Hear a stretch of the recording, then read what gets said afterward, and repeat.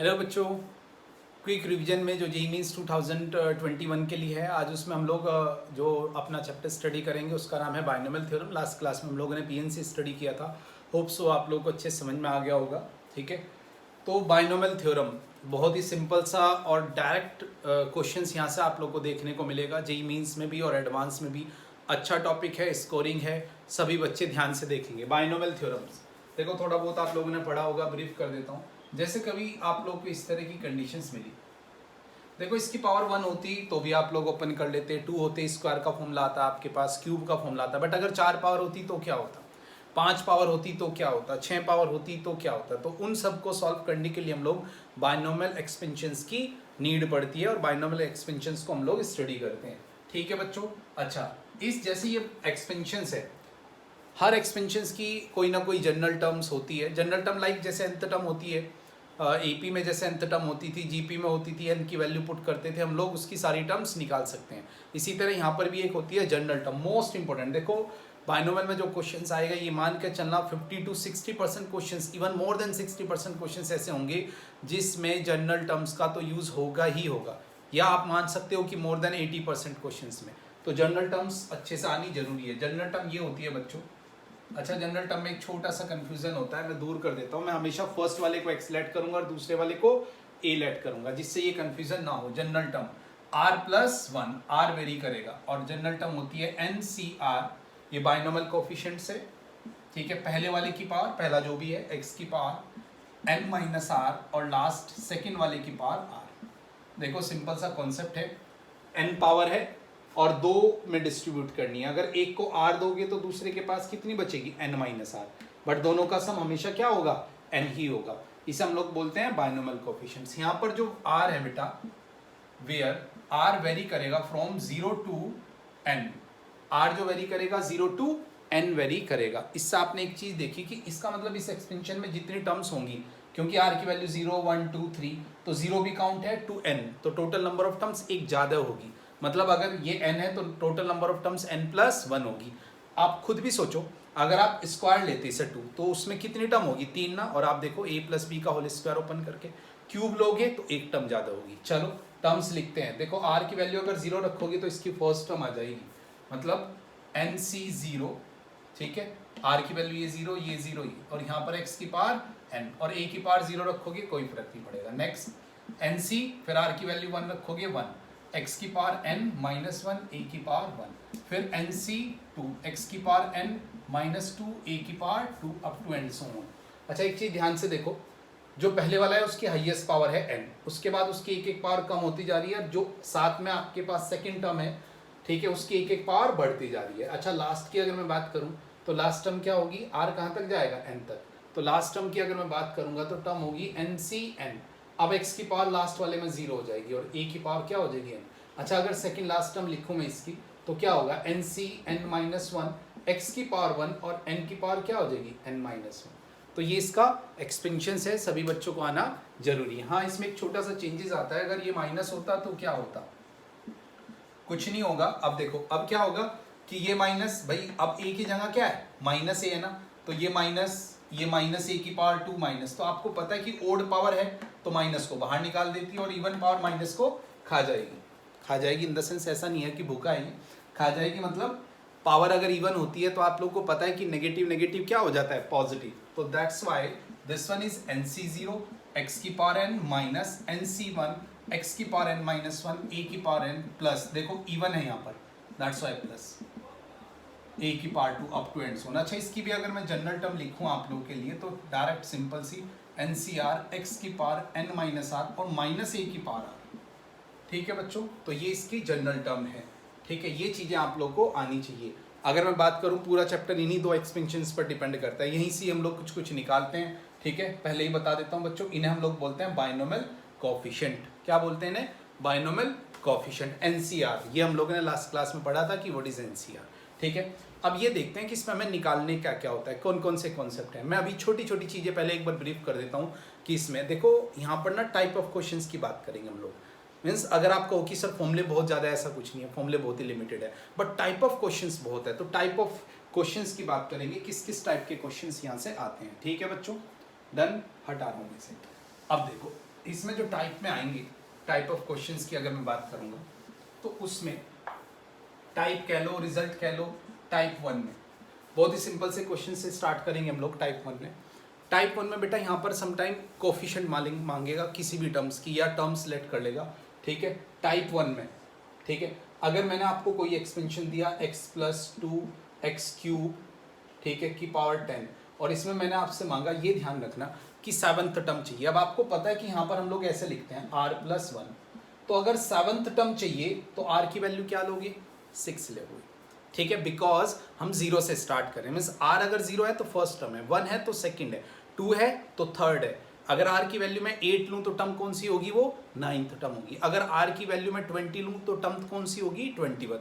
अच्छा, ऐसे ही रिवर्स में अगर मैं आपको कहता हूँ कि भाई मुझे 15th टर्म निकालो, तो आप क्या लोगे यार, 14 लोगे, बिकॉज आप लोग लिखोगे 14+1। जैसे कि अगर मैं यहाँ पर कहता हूँ कि मुझे इसकी 7th टर्म निकालनी, 7th टर्म, ठीक है बच्चों, तो आप लोग r को क्या लोगे, 6+1, और फॉर्मूला क्या था, n मतलब पावर, r6, फर्स्ट वाले की पावर 10 माइनस दिस मीन्स 4, और 2x³ की पावर 6, दैट्स इट, ठीक है। तो फर्स्ट क्वेश्चन ये पता होना चाहिए कि टर्म कैसे निकालते हैं, ठीक है। सेकंड टाइप के क्वेश्चन में हम लोग टर्म के बाद आती है यहाँ पर मिडल टर्म कैसे निकालते हैं। मिडल टर्म, मिडल टर्म्स देखो, दो कंडीशंस होगी मिडल टर्म में। अगर x+a⁴n, फॉर्मूला बता रहा हूं डायरेक्ट, दो कंडीशंस यहां से आपके पास, या तो n क्या होगा, इवन होगा, या n क्या होगा, ओड होगा। अगर इवन है बच्चों तो ध्यान से समझना जरा, अगर n इवन है तो एक टर्म ज्यादा होती है ना, तो नंबर ऑफ टर्म्स कितनी हो जाएंगी, ओड हो जाएंगी। तो उस केस में जो मिडल टर्म होगी वो n/2 अलग से +1th term is a middle term. But अगर n ओड है तो एक टर्म 0 की वजह से ज्यादा हो जाएगी, तो अगर n ओड है +1 करोगे तो इवन हो जाएगा। तो यहाँ पर दो मिडल टर्म होंगी आपकी, और वो क्या कौन सी होंगी, n+1 divide by 2 th term and n+3/2 term, एक उससे नेक्स्ट। तो ये है हमारा मिडल टर्म का फॉर्मूला। आपने देखा है जी मीन्स में लास्ट ईयर भी डायरेक्ट क्वेश्चंस आ जाते हैं मिडल टर्म्स में, तो ये फॉर्मूले आप लोगों को पता होने चाहिए। अगर मिडल टर्म्स आपको पता है, लेट करो किसी की 7 मिडल टर्म है तो आप ऐसे निकाल सकते हो, ठीक है बच्चों। नेक्स्ट टाइप 3 में, टाइप 3 में कुछ बेसिक्स चीज़ें देख लेते हैं। बेसिक्स चीज़ें इन द सेंस, मुझे ना कोई ऐसा एक्सपेंशन दिया और उसमें मैंने देखा कि जो मुझे टर्म्स चाहिए वो ओनली इवन वाली टर्म्स चाहिए या ओनली ओड वाली टर्म्स चाहिए, तो इन्हें कैसे निकालेंगे, ठीक है। खाली इवन वाली टर्म्स चाहिए जिनमें r इवन है या ओड है, तो आप लोग क्या करो, देखो अगर x+a⁴n है तो आप एक लेट कर लो x माइनस, बेटा बहुत अच्छा क्वेश्चन आता है यहाँ पर। अब देखो आपको कि इवन चाहिए या ओड चाहिए। आप लोग को पता है कि जिसमें r ओड होगा वो नेगेटिव होगा। अगर मैं इन दोनों को ऐड कर दूं तो वो नेगेटिव वाली टर्म्स क्या हो जाएंगी, कैंसिल हो जाएंगी। मीन्स कहने का मतलब ये है कि अगर x+a⁴n plus x minus a⁴n, मैंने अभी भी बताया था आप लोग, तो आपको पता है सेम टर्म इधर सेम टर्म इधर, बट इधर plus minus plus minus plus minus, तो प्लस माइनस माइनस वाली टर्म जो इधर है और इधर की पॉजिटिव वाली टर्म से कैंसिल हो जाएंगी। That's why twice of nc0 x⁴n, खाली 1 वाली बचेगी, nc2 x⁴n-2 a⁴2 up to and so. Let करो आपके पास क्वेश्चन आया, उसमें चाहते हैं आप सब ओड वाली टर्म्स, तो क्या कर दो, दोनों को माइनस कर दो। बेटा बहुत इंपॉर्टेंट है प्लीज, तो अगर मैं माइनस कर दूं, मीन्स आप लोगों को कोई क्वेश्चन मिला जिसमें ओड वाले कोफिशिएंट्स हैं, तो अब ये ओड वाले, अब ओड में क्या होगा, अब ये माइनस क्या कर देगा, माइनस प्लस, अब पहले वाली कैंसिल हो जाएंगी, दूसरे वाली बच जाएंगी, ठीक है। तो ये nc3 x⁴n-3 a⁴3 up to and so on. अच्छा, इन्हीं कंडीशंस में ना नंबर ऑफ टर्म्स पूछ लेगा कि इसमें नंबर ऑफ टर्म्स कितनी होंगी और इसमें नंबर ऑफ टर्म्स कितनी होगी। मीन्स टाइप 4 में ले लेते हैं, चलो उसे, ठीक है। लेट करो x+a⁴n plus x+a⁴n, number of terms, ठीक है भाई, n पर डिपेंड करेगा। इन केस n आया ओड, पहली कंडीशंस, तो नंबर ऑफ टर्म्स आपको पता है कि इवन होगी, बट बीच में प्लस है, प्लस हो या माइनस, आधे कैंसिल हो जाएंगे ना, बिकॉज इवन टर्म्स हैं, आधी पॉजिटिव आधी नेगेटिव, ठीक है। तो टर्म्स कितनी बचेंगी, n+1/2 टर्म्स बचेंगी। नंबर ऑफ टर्म्स की बात की है मैंने आपसे, ठीक है, ये सिंपल सी कंडीशंस। बट अगर इफ n इज इवन होता तो क्या होता, तो अब ध्यान से देखो जरा, अब प्लस के लिए अलग कंडीशंस आ जाएगी और माइनस के लिए अलग कंडीशंस आ जाएगी। देखो जरा, अगर n इवन है तो नंबर ऑफ टर्म्स ओड होंगी, तो यहाँ पर जो नंबर ऑफ टर्म्स होंगी वो n/2 + 1 टर्म्स होंगी, बट इस केस में n/2 टर्म्स होंगी ओनली। ठीक है, वैसे एग्जाम्पल का टाइम नहीं है, फिर भी मैं एक सिंपल सा एग्जाम्पल लूँ, अगर x माइनस 3 की power 100 plus x minus, sorry ये प्लस ले लो, ये माइनस 3 की पावर 100, तो इसमें मैं जानना चाहता हूँ आपसे कितने नंबर ऑफ टर्म्स है। तो आपको पता है इवन है, बीच में प्लस है, ठीक है, तो क्या कंडीशंस लगेगी, ये वाली कंडीशंस लग जाएगी, क्योंकि नंबर ऑफ टर्म्स ओड होंगी, आधी कैंसिल होंगी और एक ज़्यादा, मीन्स 100 डिवाइड बाई 2 + 1, टोटल कितनी 51 टर्म्स होंगी इसमें टोटल्स। ठीक है, पूरे एक्सपेंशन में। ओके बच्चों, मोस्ट इंपॉर्टेंट बच्चों, टाइपिंग मैं क्वेश्चंस के टाइप में बता रहा हूँ, इस टाइप के आते हैं, इस टाइप के आते हैं, ये बेसिक सी कंडीशंस आ जाती है। अब नेक्स्ट कंडीशंस पर, टाइप 5 पर चलते हैं हम लोग। टाइप 5 में किस तरह का क्वेश्चन आता है ये देख लेते हैं, बेसिक चीजें। चलो टाइप 5 नंबर ऑफ टर्म्स देख लेते हैं, मैं सभी के लिए बता देता हूँ, यहीं पर ही कवर करा देता हूँ, बाइनोमियल भी और मल्टीनोमियल भी। देखो जैसे ये है, या एक फॉर्मूला बता देता हूँ, देखो x1 x2 लेट करो, ज़्यादा वो होती, ये बहुत ज़्यादा आती नहीं है मल्टीनोमियल, जेई मीन्स में एडवांस में समटाइम यूज़ हो जाता है, बट थोड़े बहुत बेसिक्स इसके पता होने चाहिए। तो इसमें कितने नंबर ऑफ टर्म्स होंगे भाई, अगर 2 होती तो आप कह देते सर एक ज़्यादा होगी, तो इसके लिए हम लोग किसका फॉर्मूला यूज़ करेंगे, हम लोग पीएनसी का। लास्ट क्लास में मैंने आपको एक पीएनसी का फॉर्मूला बताया था, ठीक है, जिसमें मैंने आप लोग को बताया था n आइडेंटिकल थिंग्स को k नंबर ऑफ टर्म्स में डिस्ट्रीब्यूट करना है, ठीक है, नहीं ग्रुप में डिवाइड करना है, सॉरी, तो ये आ जाएगा n + k जितने भी है, -1c k - 1। एक एग्जाम्पल चलो बता देता हूँ, देखो अगर ऐसा कुछ होता कि x³ - 3x² + 8 - 1/x की पार्ट है, इसमें मैं चाहता कि भाई बताओ कितनी नंबर ऑफ टर्म्स होंगी, तो सीधा सा फॉर्मूला 10 1 2 3 4, 4 ग्रुप में डिवाइड करना है, ब्लैंक ग्रुप आर अलाउड, मतलब किसी की पावर 0 पॉसिबल है, तो ये हो गया ना, तो दिस वन इज 13c3, ठीक है, तो ये आपके पास टाइप 5। टाइप 6 पर आते हैं, ठीक है, ये था हमारे पास टाइप 5। इसके बाद हमारे से यहाँ से पूछा जाता है ग्रेटेस्ट बाइनोमियल कोफिशिएंट्स, सबसे बड़ा बाइनोमियल कोफिशिएंट्स कौन सा होगा, ठीक है, तो भैया ग्रेटेस्ट बाइनोमियल कोफिशिएंट, ठीक है, ध्यान रखना बाइनोमियल कोफिशिएंट की बात कर रहा हूँ, एनसीआर की। कोफिशिएंट का मतलब आप लोग के अकॉर्डिंग तो एक ही होता है कि जो भी कांस्टेंट है, यहाँ पर हम लोग ओनली ग्रेटेस्ट बाइनोमियल कोफिशिएंट की बात कर रहे हैं, ठीक है। एन पर डिपेंड करेगा कि एन इवन है या एन ओड है, ठीक है बच्चों, इस पर हमारे पास डिवाइड करेगा। अगर एन इवन है तो ग्रेटेस्ट बाइनोमियल कोफिशिएंट ये होगा, बट अगर एन ओड है तो ग्रेटेस्ट बाइनोमियल कोफिशिएंट n-/2 या nc n+1/2। अच्छा, दोनों इक्वल होते हैं एक्चुअली, ठीक है, तो कोई सा भी यूज कर सकते हो। किसी ग्रेटेस्ट बाइनोमियल कोफिशिएंट्स की मैंने बात की है। अभी बाइनोमियल कोफिशिएंट्स की बहुत प्रॉपर्टी, इंपॉर्टेंट प्रॉपर्टी अभी सेकंड फेज में करेंगे हम लोग आज इसके, ठीक है। नेक्स्ट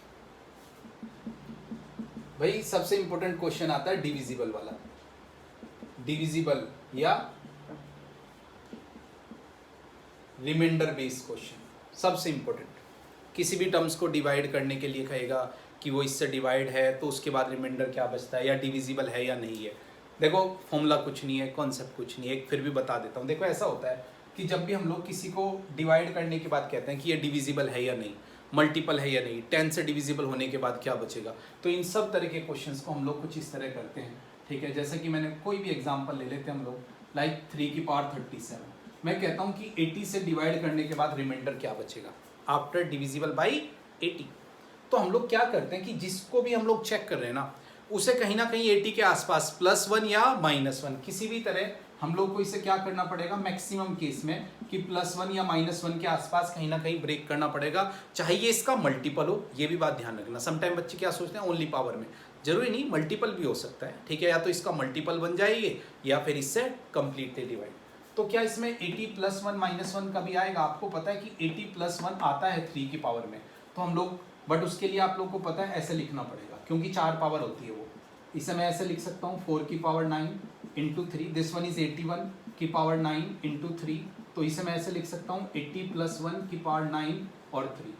अब अगर इसमें आप बाइनोमियल लगाओ इस वाले में, मिडल वाले में, तो ये आएगा ना 9c0 80 की पावर 9। लास्ट टर्म लिखना जरा इसकी, 9c9 80 की पावर अब क्या हो जाएगी 0 हो जाएगी, और 1 की पावर 9 लिखोगे कोई फर्क नहीं पड़ेगा। तो लास्ट टर्म इसकी 9c9। उससे पहले वाली टर्म देखोगे 9c8 और 80 की पावर इसमें हो जाएगा 1। अब आपको पता है कि इतने से 80 कॉमन आ जाएगा ना, means this one is multiple of 80, lambda ऐसे लिख लिया, और ये +1 और इंटू 3 से मल्टीप्लाई करोगे 3 इंटू 80 लैम्डा +3, तो ये तो पूरा मल्टीपल है 80 का, रिमाइंडर इज 3। मैंने आपको बार बार बोला है जरूरी नहीं पावर में, समटाइम बच्चे ओनली पावर में सोचते रहते हैं डिविजिबल, ऐसा कुछ नहीं है, ठीक है। पावर में ही आप लोग को डिवाइड करना है, आप लोग को दूसरे फॉर्मेट में भी आप लोग इजीली इसे डिवाइड कर सकते हो, इसमें कोई दिक्कत वाली बात नहीं है, ठीक है। तो ये सिंपल सी कंडीशंस है जिसके बारे में मैंने आप लोग को बताया। लाइक अगर मैं कहता कहीं कि भाई 27 की पावर ले लेता हूँ, या मैं ऐसे ले लिया, चलो 3 की पावर ले लिया, कुछ भी 300, ठीक है, और इसमें कहता हूँ कि 27 से डिविजिबल, तो आप सोचोगे सर 27 तो आता नहीं है, बट उसके आसपास तो आता है ना। मीन्स ज़रूरी नहीं है, ठीक है, कि वही एग्जैक्ट आए, ठीक है, मल्टीपल में भी हो सकता है कि उसका मल्टीपल बन जाए, कोई दिक्कत नहीं, तब भी हम लोग सिंप्लीफाई कर सकते हैं, ठीक है बच्चों। कोई डाउट? लाइक मैंने लिया 27 की पावर भी ले लो, कुछ भी ले लो, 999 ले लिया, ऐसे ही लिया बस, ठीक है। और इसमें मैं चाहता हूँ कि भाई मुझे ये बताओ 7 से डिविजिबल होने के बाद क्या। अब आप सोचोगे सर 7 तो आएगा ही नहीं, आफ्टर डिविजिबल बाई 7 तो आएगा नहीं, बट आपको पता है, ठीक है, कि क्या 7 के आसपास आ सकता है। यस, 28 - 7 मल्टीपल तो बना सकते हैं। देखो भाई ये मल्टीपल ऑफ 7 है ना, तो अगर ये भी पूरे से कॉमन आ जाएगा तो भी मल्टीपल ऑफ 7 बन जाएगा। तो जरूरी नहीं पावर में डिवाइड करो, इस तरह भी डिवाइड कर सकते हो, ठीक है बच्चों। तो ये कहानी है इसके टाइप 7 की, मोस्ट इंपॉर्टेंट। फिर टाइप 8 पर आते हैं। टाइप 8 पर हम जो बात करेंगे बच्चों, ये भी बहुत इंपॉर्टेंट है, ठीक है। रेडिकल साइन फ्री टर्म्स, अच्छा इन्हें हम लोग ये भी बोलते हैं इंटीजर टर्म्स। इंटीजर टर्म निकालनी है, या इर्रेशनल, कोई सी भी आ सकती है। इर्रेशनल टर्म्स के लिए भी हम लोग same concept, irrational terms, integer term, radical sign free terms. पहली बात रेडिकल साइन, कुछ बच्चों को इसमें डाउट होगा रेडिकल साइन क्या होता है। रेडिकल साइन जो ये रूट वाले साइन होते हैं ना बच्चों, इन्हें हम लोग रेडिकल साइन बोलते हैं, ठीक है, जिसकी वजह से इर्रेशनल आपके पास नंबर्स आते हैं। देखो जरा एक क्वेश्चन कराऊंगा बस, यहाँ पर क्या करते हैं हम लोग कि जैसे भी जो भी हो जाता है, जैसे इस तरह का कोई क्वेश्चन देगा आप लोग को, लाइक 2 की पावर 1/2 और 3 की पावर 1/8 की पावर ले ली मैंने 100। अब इसमें हमें रेडिकल साइन फ्री टर्म्स चाहिए, मतलब वो वाली टर्म्स बताओ, इंटीजर टर्म्स ले लूँ मैं या इरेशनल, दोनों निकल जाएंगी, ठीक है। अभी मैं इंटीजर टर्म्स की बात कर रहा हूँ या रेडिकल साइन फ्री टर्म्स। तो आपको क्या करना है बताओ, आपको ऊपर से क्या करना है, किसी भी तरह वो टर्म्स निकालनी है कि जिसमें 1/2 1/8 ना हो, तो इसकी जनरल टर्म लिखो पहले। अब ऐसा थोड़ा निकाल के देखोगे, ठीक है बच्चों, फिर तो बूढ़े हो जाओगे, तब तक भी क्वेश्चन सॉल्व नहीं होगा। तो 100CR, ये 2 की पावर 1/2 और ये 100 - R और 3 की पावर 1/8 की पावर 100, दैट्स इट। कुछ मत करो, इसे थोड़ा सा और सिंप्लीफाई करो, ये पावर ऊपर चले जाएगी ना, और ये इसके नीचे। आपने करना क्या है, बस आपको R की वो वैल्यू डिसाइड करनी है कि जो इस 2 को भी कैंसिल कर दे और इस 8 को भी कैंसिल कर दे, ठीक है बच्चों। R था यहाँ पर, R की वो वैल्यू कंसीडर करेंगे जो इस 8 को भी हटा दे और इस दोनों को हटाना चाहिए, तभी तो फिर ये रूट वाली कंडीशन हट जाएगी। तो आप क्या कहोगे, यहाँ पर 2 का मल्टीपल चाहिए ना ऊपर, 2 का मल्टीपल कब लोगे, जब R की वैल्यू 0 2 4 कुछ भी ले लो इसमें से 6 अप टू 100। यहाँ पर क्या चाहिए 8 का मल्टीपल, तो 0 भी, अच्छा बच्चे ना इसे 0 को छोड़ देते हैं, भाई यार 0 भी तो होता है, वो पॉसिबल है, तो R 0 या 8 16 up to and so on. तो दोनों का क्या ले लोगे, कॉमन ले लेना। कॉमन वैल्यू में R में क्या आ जाएगा 0 8 16, क्योंकि ये ऊपर भी है और नीचे भी up to and so on. बस ये टोटल आप लोग काउंट कर लेना कि कितनी ये आप लोग के पास हुई है, ठीक है बच्चों। 96 तक होगी ना, 100 है ना, 96 तक होगी, ठीक है। तो ये आप लोगों ने देखना है कितनी है टोटल नंबर ऑफ टर्म्स। तो total number of integer terms कितनी आई भाई, ये 13 आई थिंक 13। अच्छा अगर मैं इरेशनल पूछता तो बस यहीं पर निकाल दो टोटल टर्म्स, इसमें कितनी होगी, इसमें 100 से एक ज़्यादा होती है ना 101, और इसमें से ये रैशनल टर्म्स हटा दो अच्छा इसकी जगह इंटीजर की जगह रैशनल भी लिख सकता है, रैशनल टर्म्स हटा दो, ठीक है। जो बचेंगी वो आप लोग के पास कितनी होंगी बच्चों, वो सारी इरेशनल टर्म्स होंगी। तो ये कॉन्सेप्ट होता है रैशनल इरेशनल टर्म्स को निकालने का, ठीक है। अच्छा फिर आता है independent terms.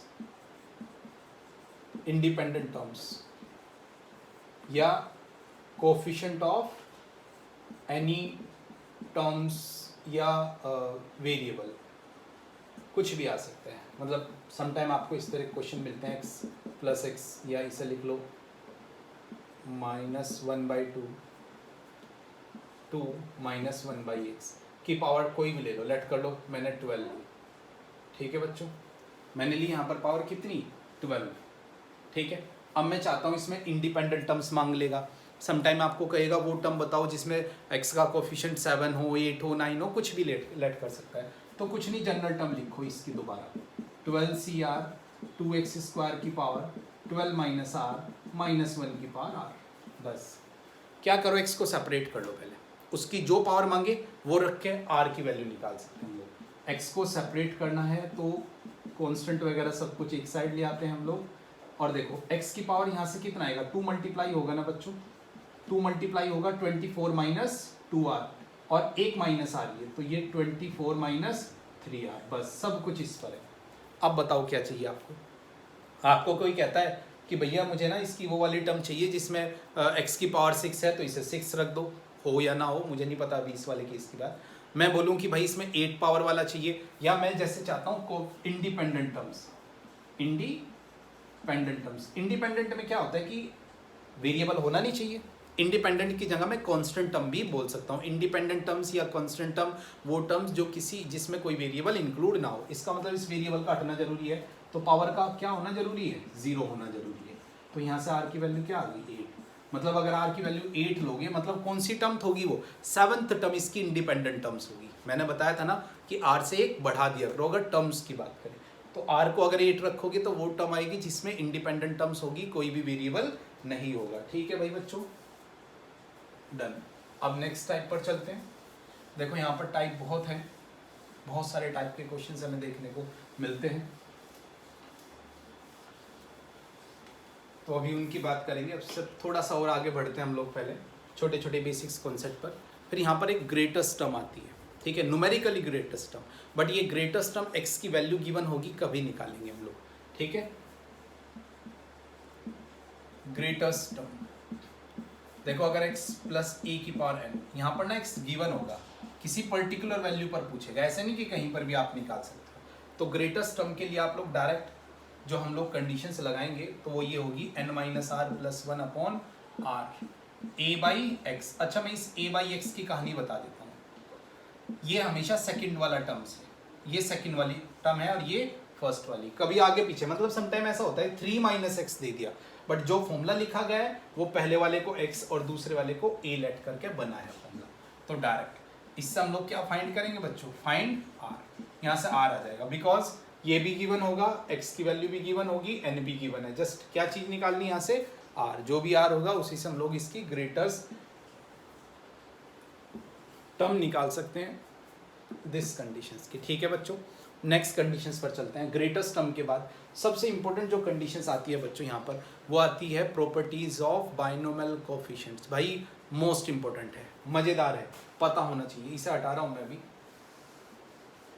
Property based questions, मतलब ये मान के चल रहा हूँ कि 50% क्वेश्चन ऐसे हो सकते हैं जो प्रॉपर्टीज बेस्ड होंगी। प्रॉपर्टीज ऑफ बाइनोमियल कोफिशिएंट, भाई मोस्ट इंपॉर्टेंट, इसकी हर एक प्रॉपर्टी इंपॉर्टेंट है। बेसिक्स प्रॉपर्टी से स्टार्ट करते हैं एनसीआर की, ठीक है। सबसे पहले एनसीआर की प्रॉपर्टी कि एनसीआर इक्वल होता है NC n - r। अच्छा इस प्रॉपर्टी का एक अच्छा यूज है, थोड़ी सी ना डायरेक्ट वैल्यू निकाले जा सकती है। देखो NC 0 हो या NC n हो, मतलब 0 हो या डिफरेंस दोनों का 0 हो, आंसर हमेशा 1 आएगा, ठीक है। और देखो अगर NC 1 हो या डिफरेंस 1 का हो तो आंसर हमेशा n आता है। अगर NC 2 है और डिफरेंस 2 का है तो आंसर आता है हमेशा n × n - 1 / फैक्टोरियल 2।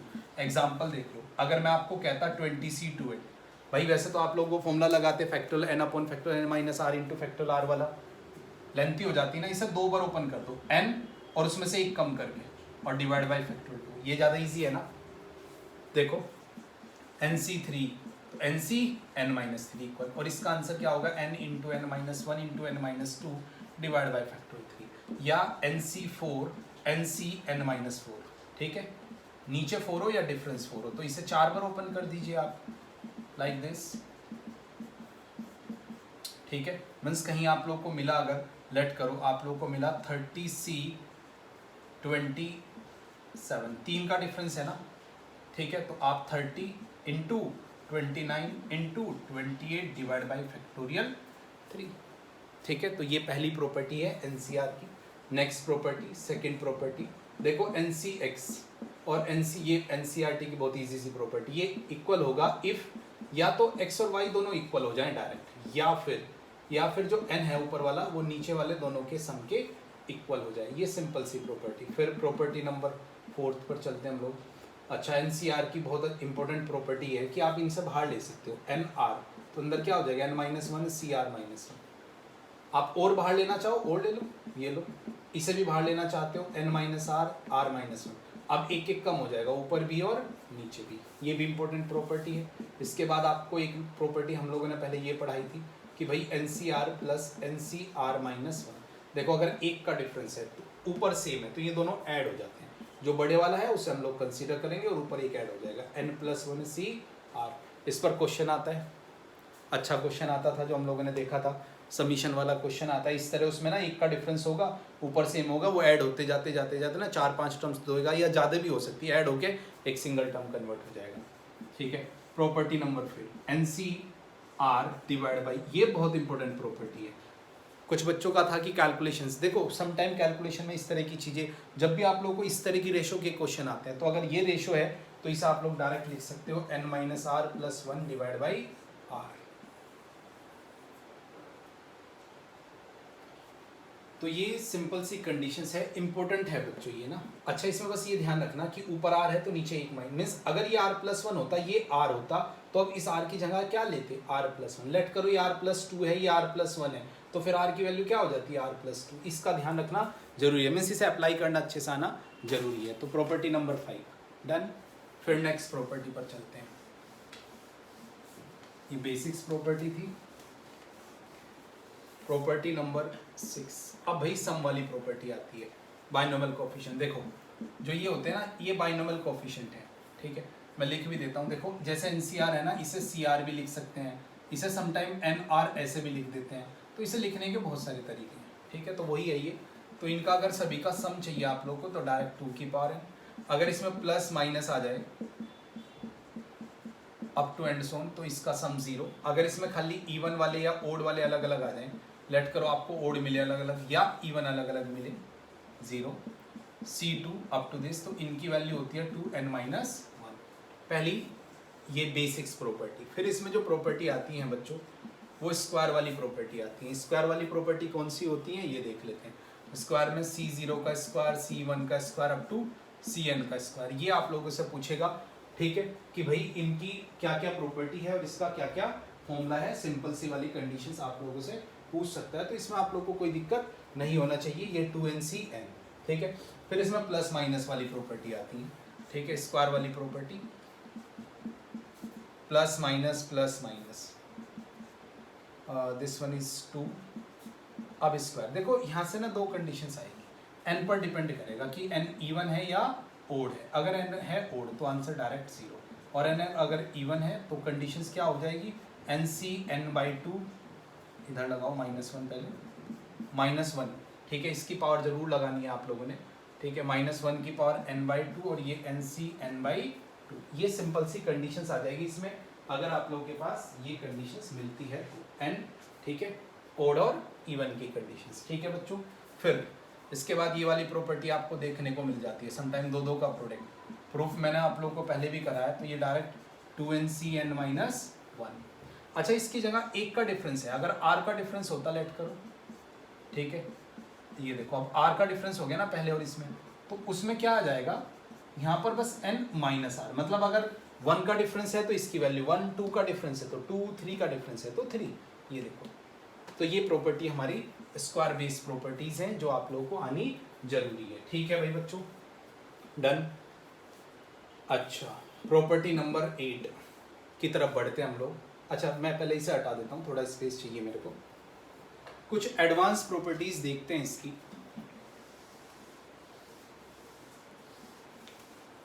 देखो जरा, प्रॉपर्टी नंबर 8 भाई, इस तरह के क्वेश्चंस आते हैं। आर इंटू एनसीआर है, इसे मैंने एससीआर, ये बहुत इंपॉर्टेंट क्वेश्चंस है। ये आर इसके साथ जाएगा तो क्या बचेगा? इस तरह के क्वेश्चंस आप लोगों को देखने को काफी मिलते हैं, इंपॉर्टेंट भी है और क्वेश्चंस इस तरह के आ भी सकते हैं। तो डायरेक्ट ही याद कर लो अभी तो 2 की पावर। वैसे मैंने प्रॉपर बताया था कि इसका वो वाला फॉर्मूला ओपन करेंगे, पता है ये कैसे आता है? इसका फॉर्मूला पुट करेंगे, ये एनसीआर अंदर क्या हो जाएगा n-1 सीआर माइनस, इससे ये कैंसिल, तो देखो ये n बाहर और इसकी वैल्यू क्या होगी 2 की पावर n-1। ठीक है, तो ये इसकी सिंपल सी कंडीशंस है जिनका हम लोग यूज़ करेंगे और इस पर क्वेश्चंस भी आते रहते हैं, तो ये आप लोग को पता होना चाहिए। देखो मैं अब तीनों करा देता हूँ, वैसे इसमें आता नहीं है इतना ज़्यादा, फिर भी एक बार बता देता हूँ। देखो, इन केस आर स्क्वायर होता तो उसे 2 बार ओपन करते हैं, आर स्क्वायर होता तो इसे 2 बार ओपन करते हैं, इसका डायरेक्ट n माइनस आर 2 की पावर n-1। ठीक है, कंडीशंस आएगी n और 2 की पावर n, इस तरह की कंडीशंस आप लोगों को देखने को मिलती है। सिंपल कंडीशंस जो आप लोगों ने यूज़ करनी है। इसमें एक पावर और कम कर लो, इसे 2 कर लो इसे। अच्छा देखो जरा, अगर क्यूब होता डायरेक्ट, अब 3 हो जाएगा, n-1 n-2 और 2 की पावर कितना हो जाएगा 3 हो जाएगा। यहाँ पर बस एक डिफरेंस जो आएगा वो अगले वाली टर्म्स में आएगा, अगले वाली टर्म्स में जो आएगा यहाँ पर 3n आ जाएगा। ठीक है, ये चीज बस आप लोगों ने ध्यान रखना है, बस इसमें यही डिफरेंस है कि यहाँ पर 3n आ गया, एक कम कर दो 2 की पावर n-2 और प्लस लास्ट वाले में क्या कंडीशंस आ जाएगी 1n और 2 की पावर n-1। ये सिंपल सी इसकी कहानी है जो आप लोग को पता होनी जरूरी है। ठीक है बच्चों, मीन्स आपके पास आर आए, आर स्क्वायर आए या आर क्यूब आए, सभी के लिए आप लोग इसे अप्लाई कर सकते हैं। ठीक है भाई बच्चों। अच्छा, इन्हीं सब तीनों कंडीशन में एक चीज बताता हूँ मैं आपको, अगर इन सब के साथ -1 की पावर आर, -1 की पावर आर, -1 की पावर आर दे दोगे तो सब जीरो हो जाएंगे। लाइक -1 की power r, r C r is 0, -1 की power r, r square C r is also 0, दिख रहा है आप लोग को। और लास्ट -1 की power r cube C r equals to also 0। ठीक है, तो ये सिंपल सी कंडीशन है। अब वैसे मैं एक चीज़ बता देता हूँ, समटाइम ये डायरेक्ट नहीं मिलता है, ऐसे मिलता है 1 इंटू C1, 2 इंटू C2 या 0 से स्टार्ट कर लेते हैं। ठीक है, नहीं तो ऐसे मिल जाता है। ठीक है, तो इनका इसे इसमें कन्वर्ट करना पहले समीशन में, देन आप लोग वेरी कराना। ठीक है, सभी कंडीशन में आर 0 से लेके n तक वेरी करेगा। जैसे कि ये होता तो उसमें ऐसा था कि 1 square C1, 2 square C2, cube में इस तरह का आ जाएगा। तो इन्हें पहले आप लोग कंबाइन कर लेना, ठीक है, और उन्हें सिंप्लीफाई कर सकते हो अलग अलग कंडीशंस में। ठीक है भाई बच्चों, तो ये थी प्रॉपर्टीज ऑफ बाइनोमियल कोएफिशिएंट्स। अब बढ़ते हैं हम लोग आगे इसमें अपने लास्ट फेज पर, जिसमें मल्टीनोमियल की बात करेंगे। ठीक है, पॉलिनोमियल फॉर एनी नंबर देखेंगे। मल्टीनोमियल बहुत ही कम यूज होने वाली चीज।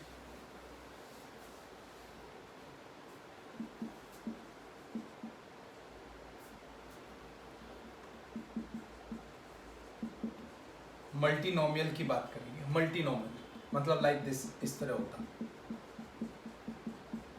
तो इसे कैसे ओपन करेंगे? कुछ नहीं, छोटी छोटी कंडीशंस है। इसका सिंपल सी कंडीशन ये, एक बड़ा सा समीशन बनाओ। ठीक है, अब आप क्या है n पावर है और कितनों को डिस्ट्रीब्यूट करनी है r को, तो सबके लिए अलग अलग r1 r2, एक मतलब पहले वाले की पावर r1, इसकी r2, ऐसे लेट कर लिया और अप टू rk तक लेट करना पड़ेगा। जितनी भी पावर होंगी उन सभी का सम n होगा। और यहाँ पर जो हम लिखेंगे factorial n, factorial r1 r2 factorial r3 up two factorial rk, और यहाँ पर आएगा इन सब की पावर, मतलब x1 की पावर क्या है बच्चों r1, x2 की पावर क्या है बच्चों r2, अप टू xk की पावर क्या है rk। तो ये हमारी इसकी कंडीशंस होगी। इसमें ही हम लोग वैल्यू पुट करके देखेंगे। वैसे बहुत ही रेयर आएगा, ये बहुत लेंथी क्वेश्चंस होते हैं, बहुत ही कम क्वेश्चंस यहाँ से देखने को मिलेंगे। बट समटाइम छोटा मोटा क्वेश्चंस 3 डिग्री तक का, मतलब जिसमें 3 टर्म्स हैं वहाँ तक के क्वेश्चंस में भी आ सकते हैं। नंबर ऑफ टर्म्स कैसे निकालते हैं वो मैंने पहले बताया था कि इसमें नंबर ऑफ टर्म्स कितनी होगी वो मैंने बता दिया, n प्लस के माइनस वन सी के माइनस वन, ये मैं पहले ही आप लोगों को बता चुका हूँ। ठीक है, ये इसकी सारी टर्म्स निकाल सकते हैं हम लोग इससे। ठीक है, सिंपल सी कंडीशंस। तो ये इसकी कहानी है मल्टीनोमियल की। बहुत ज़्यादा यहाँ पर ऐसा नहीं है कि बहुत एडवांस क्वेश्चन आप लोगों को मल्टीनोमियल में देखने को मिलेगा। ठीक है, बहुत ही रेयर क्वेश्चन आता है, और आया तो फिर आप लोग इसे थोड़ा सा अप्लाई कर सकते हो। लेंथी क्वेश्चंस होते हैं, कैलकुलेशंस बहुत ज़्यादा होती है। ठीक है, दैट्स वाई कम्स अगेन। फिर भी इसमें एक छोटा सा कॉन्सेप्ट आता है ग्रेटेस्ट कोफिशिएंट, कि अगर हमें ग्रेटेस्ट कोफिशिएंट निकालना है तो हम लोग कैसे निकालेंगे। ठीक है बच्चों, आता नहीं है वैसे ग्रेटेस्ट कोफिशिएंट। देखो एग्जांपल से समझा देता हूँ मैं ना आप लोगों को ग्रेटेस्ट कोफिशिएंट में, या चलो विदाउट एग्जांपल अगर समझना है, जैसे कि x k की पावर n है। ठीक है, पहले तो ये देखो कितनी नंबर ऑफ टर्म्स हैं। n को हम लोग k से डिवाइड करेंगे। n को, ये जो ऊपर की पावर है n, इसे किससे डिवाइड करना है हम लोगों ने, k से डिवाइड करना है। k से डिवाइड करके जब आप लोगों के पास कंडीशंस आएंगी तो क्या क्या कंडीशंस आएगी वो देख लेते हैं। ठीक है, यहाँ पर q आएगा और यहाँ पर लास्ट में क्या आएगा, रिमाइंडर आएगा, जो भी होगा। ठीक है बच्चों, तो अगर ये दो चीज़ें निकालनी है आपने, ये k, ये q, ये r, तो हमारे पास जो कंडीशंस होती है, ठीक है, इसकी ग्रेटेस्ट जो टर्म होगी वो डायरेक्ट होगी factorial n upon factorial q। अच्छा, ये चीज़ ध्यान रखना कि q क्या है और r क्या है। फैक्टोरियल मीन्स दोनों की कंडीशंस होनी चाहिए, m माइनस r, और यहाँ पर जो कंडीशंस लिखेंगे फैक्टोरियल q प्लस 1 के साथ r। ठीक है, तो ये इसकी कहानी है सिंपल सी, जो हमें पता होनी चाहिए सारी कंडीशंस। ठीक है बच्चों, m की जगह एक्चुअली आप ना k कर लो। ठीक है, बस ये पता है सब कुछ क्या है, कि जितनी भी नंबर ऑफ टर्म्स हैं फैक्टोरियल n ऊपर आएगा, फिर q प्लस 1 आएगा, उसके पार r आएगी। ये आप लोग की सीधी सी कंडीशंस है जो मैंने आप लोग को सॉल्व करके बता दी है। ठीक है, बहुत ज़्यादा यहाँ से क्वेश्चंस आने की उम्मीद नहीं आती।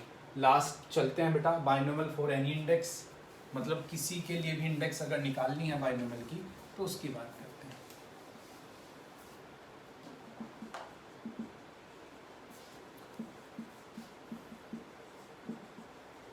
Binomial for any index. ठीक है, बाइनोमियल फॉर एनी इंडेक्स में पहली बात तो ये ऐसा नहीं कि सभी के लिए, ये कब है, ये n कुछ भी हो सकता है, सब कुछ पॉसिबल है, बट ये अगर लेस देन 1 है, मतलब x अगर -1 to 1 है तो ये वैलिड होगा, वरना ये नहीं चलेगा। और उसकी कंडीशंस में डायरेक्ट इसकी जो एक्सपेंशन होगी, ठीक है, nx एक एक कम करते चले जाएंगे, n into n minus 1 factorial two x square, n into n minus 1 n minus 2 factorial 3 x की power 3 up to and so on, 1 रह गया इसमें।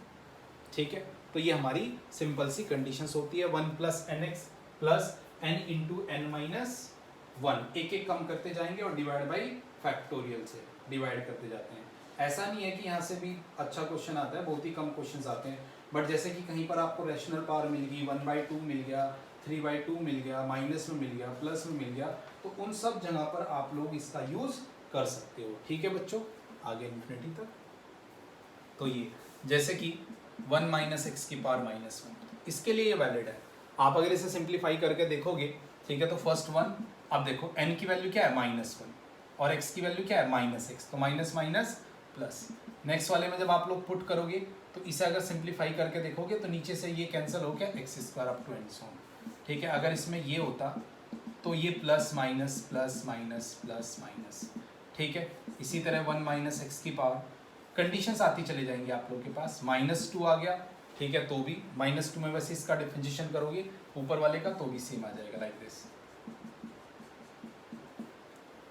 तो ये है फिर बाइनोमियल फॉर एनी इंडेक्स, किसी भी इंडेक्स के लिए बाइनोमियल। तो मेन सारी चीज़ें मैंने बता दी हैं, एक दो चीज़ें फिर भी बता देता हूँ। देखो, अगर आप लोग को कभी लेट करो कि कोई सी टर्म निकालनी है, पीथ टर्म निकालनी है, फ्रॉम एंड, ये छूट गया था, x प्लस ए की पावर n में पीथ टर्म फ्रॉम एंड निकालनी है, तो दो कंडीशंस है, या तो फॉर्मूला लगा दो कि n minus P plus tooth term निकाल दो फ्रॉम बिगिनिंग,